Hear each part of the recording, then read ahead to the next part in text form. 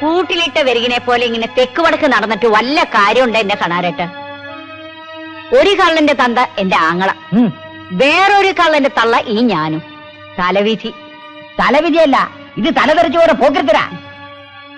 കുലദൈവത്തെ പോലെ നമ്മൾ ആരാധിക്കുന്ന മഷിയിൽ നോക്കി കള്ളം പറയേണ്ടി വന്നില്ല പെങ്ങളെ. അപ്രിയമായ സത്യം പറയരുതെന്ന് ഭഗവത്ഗീത വരെ പറഞ്ഞിട്ടുണ്ട്. അതും പറഞ്ഞോണ്ട് എന്നാ പോലീസ് കേൾപ്പോ? സംശയത്തിന്റെ പേരിലാ പങ്കയാറ്റ തറവാട്ടിൽ നിന്ന് പുറത്താക്കിയത്. അയാൾ സത്യം കുത്തിപ്പൊക്കിയാൽ പിന്നെ നമ്മൾ ജീവിച്ചിരുന്നിട്ട് വല്ല കാര്യമുണ്ടോ? അവൻ സത്യം കുത്തിപ്പൊക്കുന്നതിന് മുമ്പ് നമ്മൾ അവനെ കുത്തി മലർത്തണം. തൊണ്ടി സഹിതം പോലീസിന്റെ പിടിയിലായാൽ പങ്കജാക്ഷന് കുറ്റം സമ്മതിച്ചല്ലേ പറ്റൂ. ഇന്ന് രാത്രി ആരും അറിയാതെ നമ്മൾ ആ ഉരുളി പങ്കജാക്ഷന്റെ വീട്ടിൽ കൊണ്ടിടുന്നു. എന്താ? ബുദ്ധിയുടെ കാര്യത്തിൽ നീ എന്റെ ചേച്ചി തന്നെ ആരാടിയ?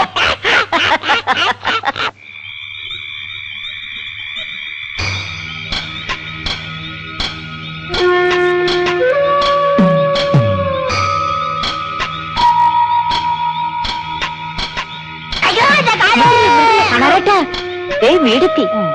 വാ വാ.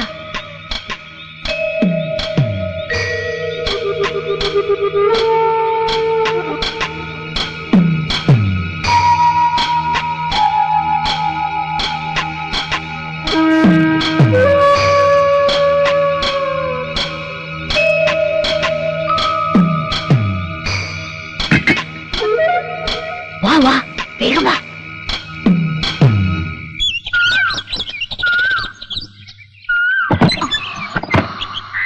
ഉരുളി പങ്കിരേട്ടാ, ഒന്ന് വന്നേ. ഉരുളി ഒന്നിന് വേഗം വന്നേ. ഇതാ ഉരുളി. ഉരുളിയോ? അതെ, തറവാട്ടിലെ ഉരുളി. അതെ, തറവാട്ടിലെ ഉരുളി. ഇതെങ്ങനെ ഇവിടെ എത്തി ഉരുളി? ഉരുളാതെ കാര്യം പറ മനുഷ്യനെ. ഇതെങ്ങനെ ഇവിടെ എത്തി? അതാ ഞാനും ആലോചിക്കുന്നത്, ഇതെങ്ങനെ ഇവിടെ എത്തി ഉരുളി? നടന്നു വന്നതാവും. സത്യം പറ മനുഷ്യനെ. അതാ പോലീസ്, കൃത്യസമയത്തിന് എത്തി. ഇതാണ് പോലീസ്. കാണാതെ ഉരുളി. എടുത്തോട്ടെ സാർ, എടുത്തോ സാർ. നിങ്ങളാണോ പങ്കജാക്ഷൻ? അതെ. ഇയാളെ സ്ഥലത്ത് മോഷിച്ചത് വെറുതെ? ഞാനോ? അഭ്യാസമൊന്നും വേണ്ട. അയ്യോ, ഉരുളി മോഷണത്തിന് തന്നെ തൊണ്ടി സഹിതം അറസ്റ്റ് ചെയ്തിരിക്കുന്നു. എന്റെ ദൈവമേ. എന്റെ ചേട്ടൻ മോഷ്ടിച്ചിട്ടില്ല. അതൊക്കെ സ്റ്റേഷനിൽ ഒന്ന് പറഞ്ഞാൽ മതി. സാറേ, എനിക്ക് താരോ പാര വെച്ചതാ. ഞാൻ ഒന്നും അറിഞ്ഞതല്ല, എനിക്കൊന്നും മനസ്സിലാകുന്നുമില്ല. എല്ലാം ഞങ്ങൾ മനസ്സിലാക്കി തരാം. നടക്കണം. ജീപ്പ് കൊണ്ടൊന്നില്ല സാർ? ജീപ്പോ? നടക്കണം. ഉരുളി എടുത്തോണ്ട് നടക്കണം. ഉരുളി അതങ്ങ് മറന്നു. അയ്യോ സാറേ, തികച്ച തലവേദനിക്കുമല്ലോ. നടക്കണം. ഓ, നടക്കാം.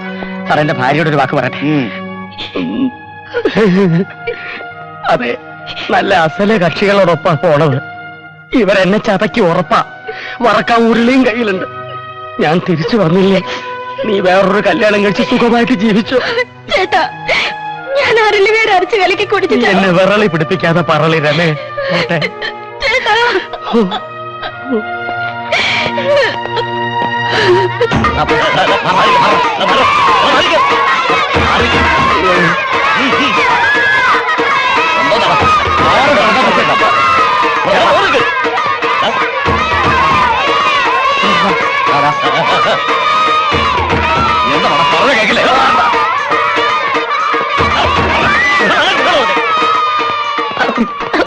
പാവം അറിയാത്ത കേട്ടോ.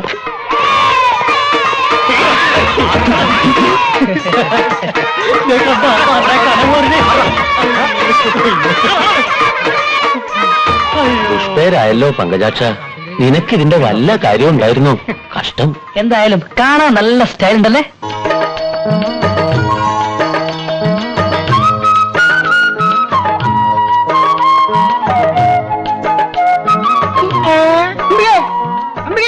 ഒന്ന് നിൽക്കണേ, എന്റെ പൊന്നമ്പിയല്ലേ, ഒന്ന് നിൽക്കണേ. ഇതാരും റോമി ഭാസ്കരനോ? കുറെ കാലമായി ഞാനൊരു ആഗ്രഹം മനസ്സിലിട്ട് കിട്ടിയത്. എന്താ അത് അമ്പികയുടെ തുറന്നു പറയാൻ എനിക്കൊരു മടി. മടിക്കണ്ട, പറഞ്ഞോളൂ. പറയട്ടെ. എന്തേ? ഞാൻ ഇതിനെ സ്നേഹിക്കുന്നു എന്ന് പറയല്ലേ? എനിക്കും നിങ്ങൾ ഭയങ്കര ഇഷ്ടമാണ്.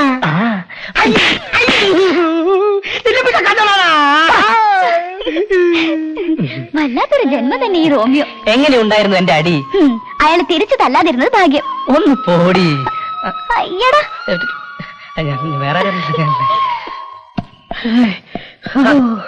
എന്താ ഭാസ്കര, കാലത്ത് തന്നെ ഒരു വ്യായാമം. പലവർക്കും പ്രേമലേഖനം കൊടുത്തോ? കൊടുത്തില്ല, അതിനു മുമ്പ് കിട്ടി. എന്ത് തല്ലി? ആരാ കക്ഷി? നാരായണ തലയുടെ മോള് അംബിക. കല്യാണം വഴി കെട്ടു. അവര് തമ്മിലുള്ള കല്യാണം ഉറപ്പിച്ചിരിക്കല്ലേ, അതിനിടയ്ക്ക് നീ ചെന്ന്. ആ കുട്ടിയെ എനിക്ക് ഇഷ്ടാ. അപ്പൊ തങ്കമണിയോ? അതിനെ എനിക്ക് ഇഷ്ടാ. നീ കൊള്ളാലോ. ഇതില് ഏതെങ്കിലും ഒന്നിനെ എനിക്ക് തരപ്പെടുത്തി തരാമോ വൈദ്യരെ? വഴിയുണ്ട്, പക്ഷെ കുറച്ച് പണം ചെലവാകും. പണം എത്രയായാലും വേണ്ടില്ല. എന്താ വഴി? വശീകരണ കഷായം. വശീകരണ കഷായോ? വശീകരണ കഷായം ഇഷ്ടപ്പെടുന്ന പെൺകുട്ടിയുടെ മുമ്പിൽ വെച്ച് തന്നെ കുടിക്കണം. പിന്നീട് നീ എന്തു പറയുന്നുവോ അതവൾ അനുസരിക്കും. പെട്ടെന്ന് ശരിയാക്കിട്ടോ വൈദ്യരെ. ആദ്യം പണം, പിന്നെ കഷായം. ഇതാ.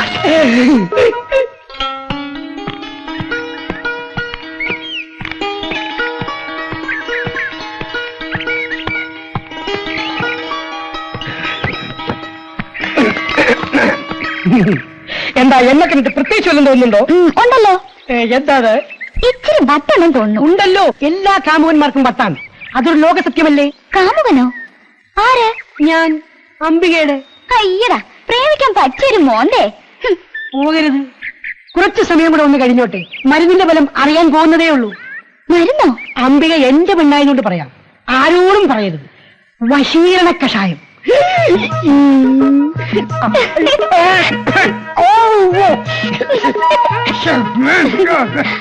എന്താ ഇങ്ങനെയാണ് പ്രേമിക്കാൻ പോകുന്നത്? എനിക്ക് വയറ്. ഇതെന്താ, എന്ത് പറ്റി?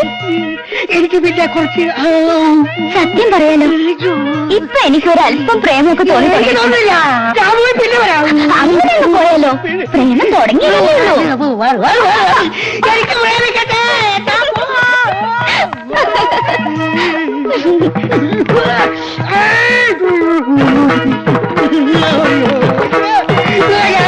കാണില്ല, കണ്ടാ പ്രേമിക്കൂല. പ്രേമിക്കാൻ പോലും തിരിച്ചു പോലും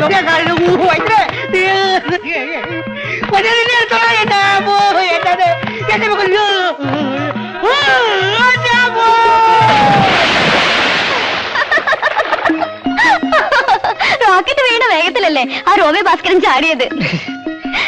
വൈദ്യര് അവന് വയറിളക്കത്തിന് മരുന്ന് കൊടുത്ത വിവരം ആർക്കറിയാത്തത്? ഏതായാലും ഇനി അവൻ അംബികയെ ശല്യം ചെയ്യില്ല. ഇടയ്ക്കിടയ്ക്ക് ശല്യം ചെയ്യാൻ ഇവിടെ വേറൊരാളുണ്ടല്ലോ. എന്റെ അച്ഛനും അച്ഛമ്പങ്ങളായ നിന്റെ അമ്മയും കൂടി നമ്മുടെ കല്യാണം ഉറപ്പിച്ചിട്ട് നിന്റെ വയസ്സിന്റെ അത്രയും കാലായി. ഇനിയുള്ള കാലം കൂടെ ഈ ശല്യക്കാരനെ സഹിച്ചേ പറ്റുള്ളൂ. അതൊന്ന് മനസ്സിലിരിക്കട്ടെ. നമ്മുടെ കല്യാണം ഒന്ന് കഴിഞ്ഞോട്ടെ, ശരിയാക്കി തരുന്നുണ്ട് ഞാൻ. അതിന് നിന്റെ പെൺകോന്തൻ തന്തയല്ല ഞാൻ. ദാമ്പത്യ ജീവിതം എങ്ങനെ വിജയിപ്പിക്കാമെന്ന് വിശദമായി ഞാൻ മനസ്സിലാക്കിയിട്ടുണ്ട്. എങ്കിൽ എന്റെ ഭാവി വരണമെന്ന് കേട്ടോ. മറ്റന്നാൾ എന്റെ പിറന്നാള്. എനിക്ക് എന്താ തരാൻ പോണേ? ഒരു ചൂട് മുത്തം തരാം. അയ്യേ, നാണല്ലേ മണിയേട്ടന്? എനിക്കൊരു വെള്ള മുത്തുമാല വാങ്ങിച്ചു തരോ? എന്തിനാ മുത്തുമാലയാക്കുന്നത്? ഒരു സ്വർണ്ണമാല തന്നെ വാങ്ങിച്ചുതരാം എന്ന് ഞാൻ ഇപ്പൊ പറഞ്ഞ അതൊരു അധിക പ്രസംഗമാവും. അതൊക്കെ കല്യാണം കഴിഞ്ഞിട്ട്. മുത്തുമാലയാണെങ്കിൽ ഒന്നല്ല, 6 ഞാൻ വാങ്ങിച്ചു തരാം. 6 വേണ്ട, എനിക്കൊന്ന് മതി. നേരം കുറയും മണിയേട്ടാ, അമ്മ അന്വേഷിക്കുന്നുണ്ടാവും. കുറച്ചു നേരം കൂടെ ഇരിക്കുന്നു. അമ്മ അറിയാലോ മണിയേട്ടന്. ഞാൻ പോട്ടെ. മറ്റന്നാളേ മാല വേണോട്ടോ. പിന്നെ ഇവിടെ പ്രേമിക്കാൻ മുത്തുമാല വേണം, മുത്തുമാല വാങ്ങിക്കാൻ പണം വേണം, പണത്തിന് മോഷ്ടിക്കണം.